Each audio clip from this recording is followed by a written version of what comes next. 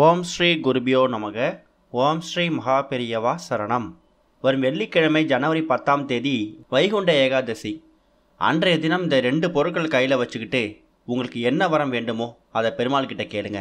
அது என்னென்ன பொருட்கள், அதை எப்படி பயன்படுத்தணும்னு பார்க்குறதுக்கு முன்னாடி நம்மளோட வீடியோஸை இப்போ தான் நீங்கள் ஃபஸ்ட் டைம் பார்க்குறீங்கன்னா மறக்காமல் சப்ஸ்கிரைப் பண்ணிக்கோங்க.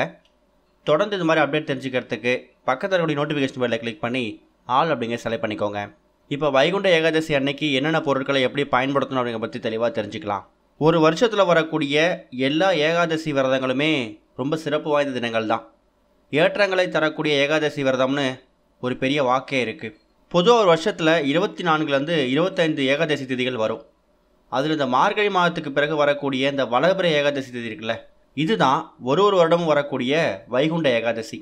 அப்படி பார்த்தீங்கன்னா இந்த 2025ஆம் வருஷம் பிறந்திருக்கக்கூடிய இந்த புது வருஷத்தில் ஜனவரி மாதம் ஒரு வைகுண்ட ஏகாதசி வருது.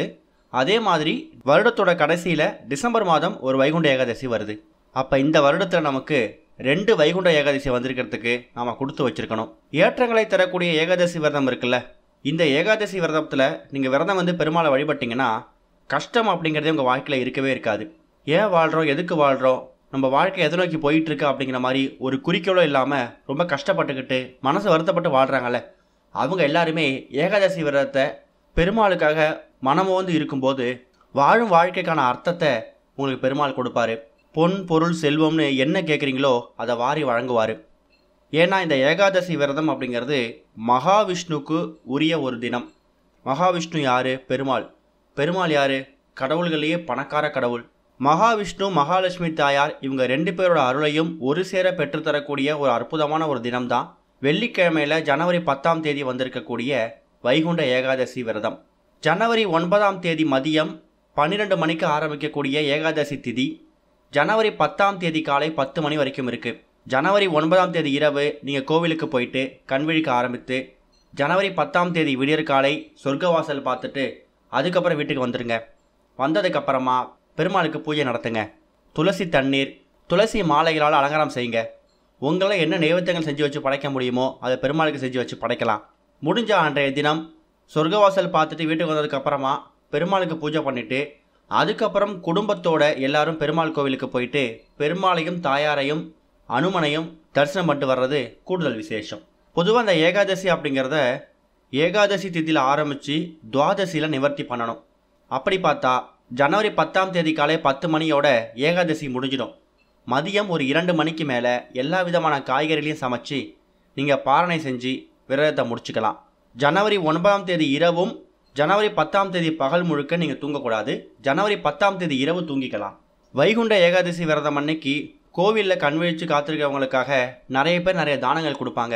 சில பேர் டீ காஃபி கொடுப்பாங்க, சில பேர் ஏதாவது சிற்றுண்டிகள் கொடுப்பாங்க, பாயசம் பருப்பு வடைன்னு சொல்லி உங்களால் முடிஞ்ச பொருட்களை கையால் செஞ்சு எடுத்துகிட்டு போயிட்டு கோவிலில் சொர்க்க வாசலுக்காக கண்விழித்து காத்திருக்கக்கூடிய பக்தர்களுக்காக, அதுவும் வயதான பக்தர்களுக்காக உங்கள் கையால் கொடுக்கறது கூடுதல் விசேஷம்.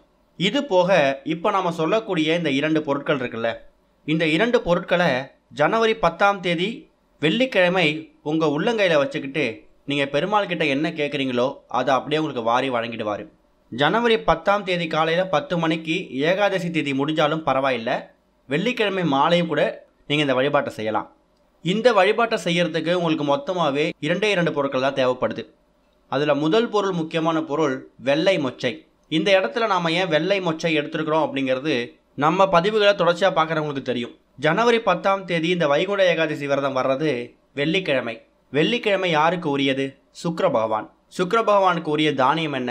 இந்த வெள்ளை மொச்சை. ஒருத்தவங்க வாழ்க்கையில் சுக்கிர தோஷம் இருக்குது, இல்லை சுக்கிர பகவானோட ஆதிக்கம் அதிகமாக தேவைப்படுது அப்படின்னு நினைக்கிறவங்க வாரம் வரக்கூடிய வெள்ளிக்கிழமையில் சின்னதாக கிண்ணத்தில் வெள்ளை மொச்சையை வைத்து ஒரு விளக்கேற்றி வச்சு அந்த விளக்கை சுக்கிர பகவானாக பாவிச்சு இந்த வெள்ளை மொச்சையை நீங்கள் படைக்கணும். அப்படி படைக்கிறதால வீட்டில் யாருக்காவது சுக்கிர தோஷம் இருந்தால் அதோட தாக்கம் குறையும். சுக்கிர பகவானோட பார்வை உங்கள் மேலே விழும். அது மூலமா என்ன நடக்கும்? பரம ஏழை கூட பணக்காரராக மாறக்கூடிய யோகத்தை சுக்கிர பகவான் உங்களுக்கு வாரி வழங்கிடுவார். உங்கள் குடும்பத்துக்கே சுக்கிர திசை அடிக்கும். அப்பேற்பட்ட சக்தி வாய்ந்த வெள்ளை மொச்சையை சும்மா ஒரே ஒரு கைப்பிடி, 1 ஸ்பூன் இருந்தால் கூட போதும், அதை எடுத்து வச்சுக்கோங்க. அடுத்ததாக 3 எண்ணிக்கையில் துளசி இலைகள். துளசி இலைகளை ஏகாதசி விரதம் அன்னைக்கு பறிக்கலாமா அப்படிங்கிற கேள்வி நிறைய பேருக்கு வரும். அப்படி சந்தேகம் இருக்கக்கூடியவங்க ஜனவரி 9ஆம் தேதி வியாழக்கிழமையை பறித்து ஃப்ரிட்ஜ்லேயோ இல்லை நீங்கள் உங்கள் வீட்டில் பூஜை அறையிலையோ ஸ்டோர் பண்ணி வச்சுக்கோங்க. அதுக்கப்புறம் இந்த வேண்டுதலுக்கு துளசி தண்ணி இருக்குது, எல்லாத்துக்குமே நீங்கள் துளசி இலையை பயன்படுத்திக்கலாம். இப்போ 3 எண்ணிக்கையில் துளசி இலைகளை எடுத்துகிட்டு வந்து வச்சுருக்கீங்க.